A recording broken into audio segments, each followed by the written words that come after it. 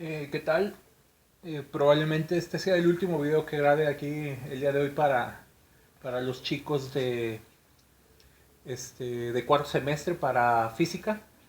Entonces vamos a acabar de explicar y de precisar qué es el voltaje, la corriente y la resistencia. Entonces aquí les presentamos la fórmula de voltaje nuevamente. El voltaje habíamos dicho que es la cantidad de energía necesaria para mover cierta carga. Comúnmente decimos que las pilas o que las fuentes de electricidad, incluso tendemos a resumirlas como las fuentes de energía, ¿sí? Energía eléctrica, tienen un voltaje predeterminado. Vamos a tratar de entender y de pulir muy bien esta idea. Que una pila o que un objeto en general pueda generar o producir un voltaje significa que tiene la capacidad de otorgarle energía a las cargas. Y otra vez retomando, ¿qué es la energía? Es la capacidad de la materia para realizar un trabajo, es decir, para realizar movimiento. La función que cumple una pila o una batería es a las cargas que se pueden mover, les va a ir otorgando esta energía y esta energía, valga la redundancia, va a hacer que se mueva. Es una forma de visualizarlo. Tradicionalmente hay dos tipos de corriente. Una que le decimos la corriente convencional. Históricamente, cuando se inventaron las pilas, una forma de hacer una pila es a través de un electrolito y dos metales con valencias diferentes. Se pueden buscar dos metales, simplemente que sean distintos. Al tratarse de diferentes elementos, van a tener diferentes cantidades de electrones libres. Entonces, como a las cosas les gusta estar equilibradas, por ahí el libro les pone unos ejercicios tipo que les ponen aquí tres cargas y acá les ponen dos cargas y les preguntan cómo se van a mover los electrones o las cargas ahí. A la materia le gusta estar en equilibrio, ¿sí? Y esto tiene que ver con un aspecto bastante profundo que se le conoce como el principio de mínima acción. Todos los fenómenos físicos del universo pueden ser descritos eh, con ayuda de la siguiente idea. El actuar de la naturaleza siempre es tal que la cantidad de energía tiende a ser minimizada. Entonces piénsenlo de la siguiente forma. ¿Para qué se necesitará más energía? ¿Para tener a tres cargas positivas juntas o para tener a dos cargas positivas juntas? Entonces, como no los tengo por aquí, pues la respuesta es, necesitas más energía para tener tres cargas juntas que para tener dos cargas juntas.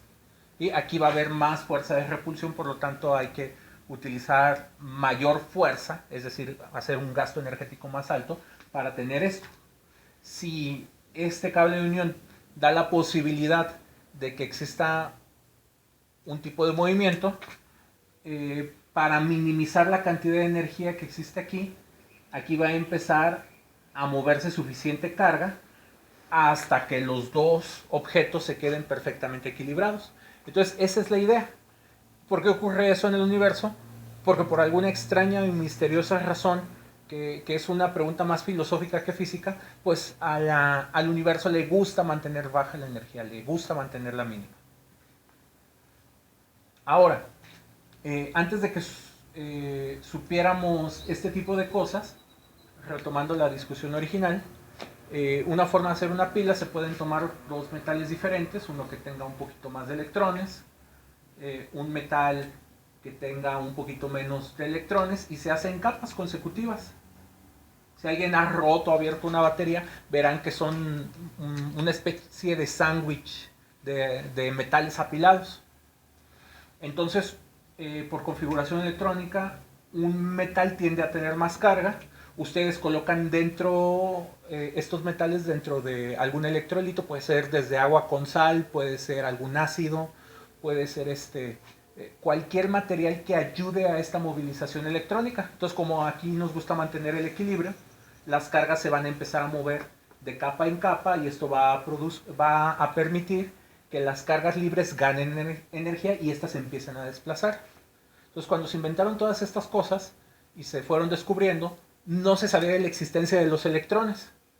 Entonces, por una cuestión completamente tradicional, se decía que de la terminal positiva salía la carga y llegaba a la terminal negativa. Entonces, esto corresponde al color morado. Entonces, a eso le solemos llamar corriente convencional. En la realidad, eso no ocurre. Sabemos que la materia está compuesta de núcleos positivos y nubes electrónicas, y lo que es muy fácil de mover son los electrones, no son los núcleos. De hecho, si tú dentro de un material empiezas a mover los núcleos atómicos, vas a destruir, vas a desorganizar el material. Además de que necesitas muchísima energía para poder hacer eso. En cambio, se necesita mucho menor cantidad de energía para mover a los electrones. Entonces, conforme fueron pasando los años y se descubrió el electrón y cómo funcionaba, en realidad lo que ocurre es que de la terminal negativa salen electrones y llegan a la terminal positiva. Entonces, a esta corriente que está en rojo le llamamos la corriente real. Es lo que pasa físicamente dentro de las pilas y todos los conductores. Quien puede desplazarse son los electrones. Sin embargo, esta cuestión convencional de que lo que se mueve es el positivo ya está bastante arraigada. Entonces, todas las fórmulas, todos los cálculos, todo lo que se va a ir viendo, se va a hacer pensándolo aquí del color morado. Entonces, retomando, voltaje es que puede otorgar una pila, una fuente. De hecho, estas les llaman en algunas literaturas les llaman FEM, porque pueden dar fuerza electromotriz, es decir, pueden mover cargas, cargas eléctricas. Entonces, un voltaje o una pila otorga energía para mover carga, ¿sí? Nunca se les olvide eso. Y ocurre en virtud a que siempre queremos igualar, equilibrar las cantidades de carga, que eso en lo más profundo tiene que ver con este principio de mínima energía. ¿Por qué se acaban las pilas? ¿Por qué se echan a perder? En este proceso de mover las cargas, los materiales se van oxidando, van perdiendo sus propiedades físicas y químicas, y llega un momento donde este material ha sufrido tal transformación que ya es incapaz de hacer este movimiento de cargas. ¿Qué es una corriente eléctrica?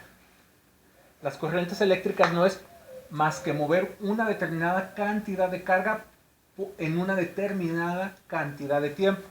Entonces, la variación de carga entre la variación de tiempo, eso es igual a la corriente. Ahora, aquí hay una cuestión personal que tengo con de la I. I significa corriente eléctrica. Para que los alumnos aprendan que la I es la corriente eléctrica, en todos los libros de secundaria y de bachillerato van a encontrar que es la intensidad de corriente eléctrica. Pero a mí la palabra intensidad me gusta reservarla para otros usos más específicos. Entonces, sí les recomiendo mucho que verifiquen aquí el símbolo, usen la I, pero no es intensidad de corriente. Eso se dice para aprenderla. Simplemente es la corriente eléctrica. La corriente eléctrica, sus unidades son carga por unidad de segundo. Y cuando tienen carga, coulomb por unidad de segundo, se puede cambiar por una mayúscula que significa amperes. Entonces, esta fórmula simplemente la pueden ver como carga por unidad de tiempo. No necesitan ponerle más.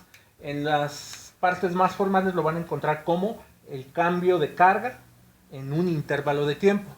Y nada más para que puedan unir un poco de conocimiento previo. En su curso de Física 1, por ahí platicábamos del cambio de posición en el intervalo de tiempo. Esto se llama la velocidad, el cambio de velocidad en un intervalo de tiempo. Eso le llamamos aceleración. Y hacíamos gráficas, buscábamos pendientes, aplicábamos lo que ustedes aprendieron en su curso de Física 3. Entonces, todo este tipo de representaciones gráficas de pendientes, inclinaciones e interpretación física se hace con la corriente utilizando al eje X como el tiempo y al eje Y como la cantidad de carga. Entonces, todo lo que vamos aprendiendo en las metodologías en física se pueden ir utilizando de un tema a otro. Aquí, por una cuestión de tiempo y para evitar revolver, solo lo voy a mencionar por esta ocasión, pero toda la teoría electromagnética se pudo formular de una manera muy rápida a comparación de otras teorías. Fue una teoría que avanzó muy rápido gracias a que ya existía la teoría de fluidos y la teoría de mecánica. Entonces, haciendo muchas analogías con los conceptos que vimos en el primer parcial, la ecuación de Bernoulli, el flujo y todo ese tipo de cosas, a veces es sencillo entender este tipo de cuestiones. Nada más que sí me gustaría mantenerlo, al menos durante este curso, mantenerlo por separado, porque si no, si todavía estamos un poco inexperimentados, podemos caer en confusiones graves. Entonces, corriente eléctrica, carga por unidad de tiempo.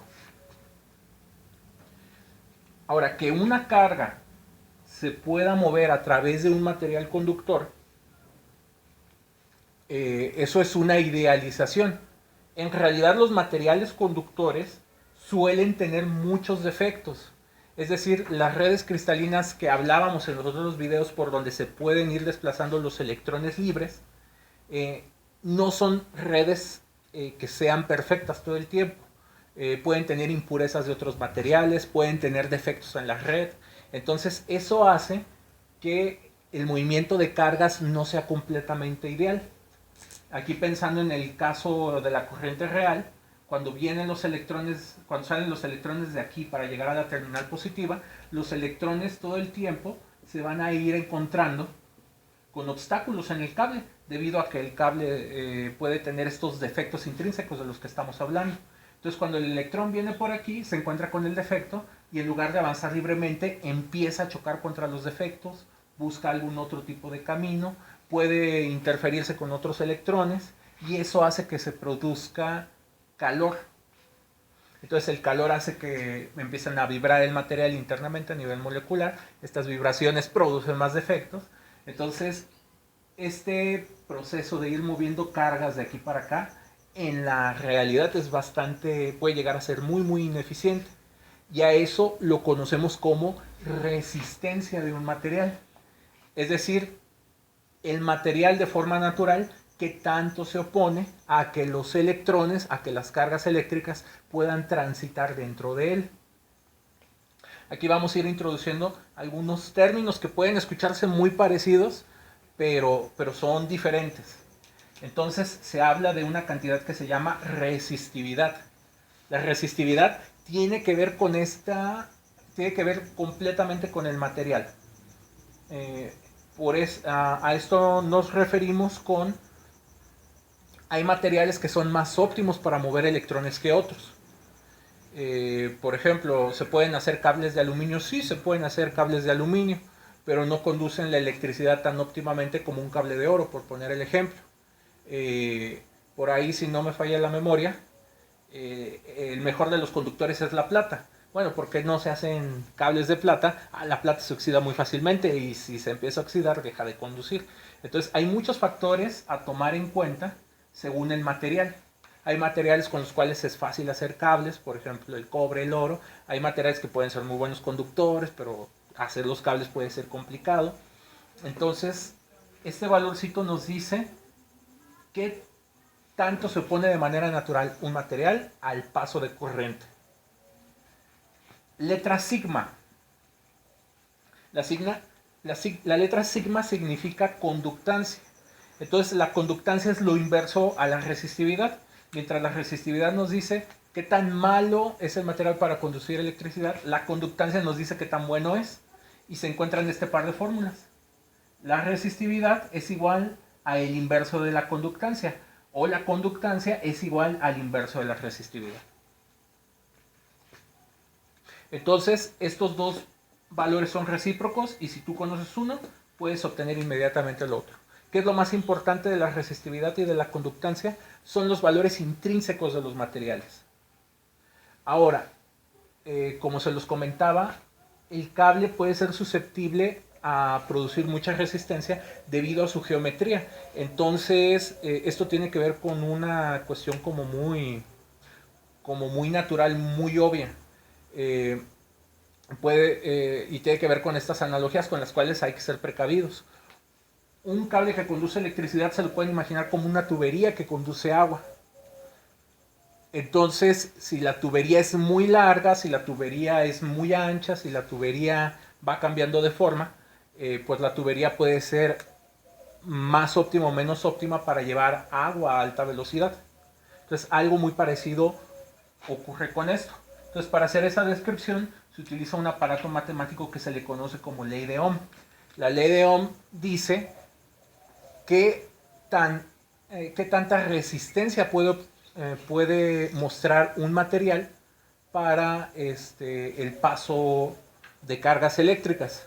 La forma original en la que fue planteada la ley de Ohm es esta que está aquí, pero no la van a encontrar así en su libro. ¿Esto qué significa?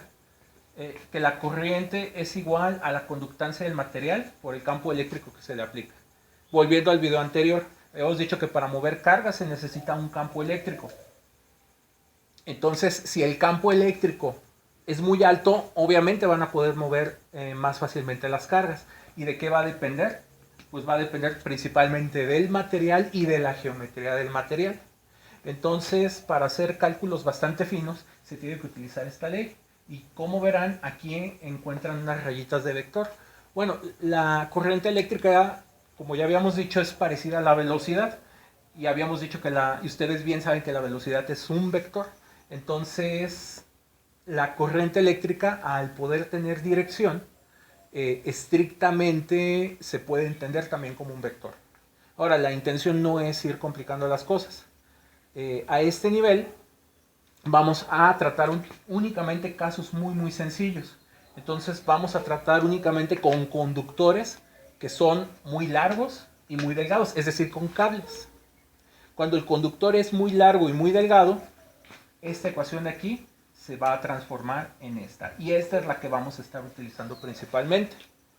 La corriente eléctrica es proporcional al voltaje, es decir, a mayor voltaje, es decir, mayor energía que se le puede otorgar a las cargas, vamos a tener más corriente y va a ser inversamente proporcional a la resistencia. Entre más alta sea la resistencia, menos corriente vamos a poder tener. Mucho ojo, resistividad y resistencia sí están muy relacionadas, pero no son lo mismo.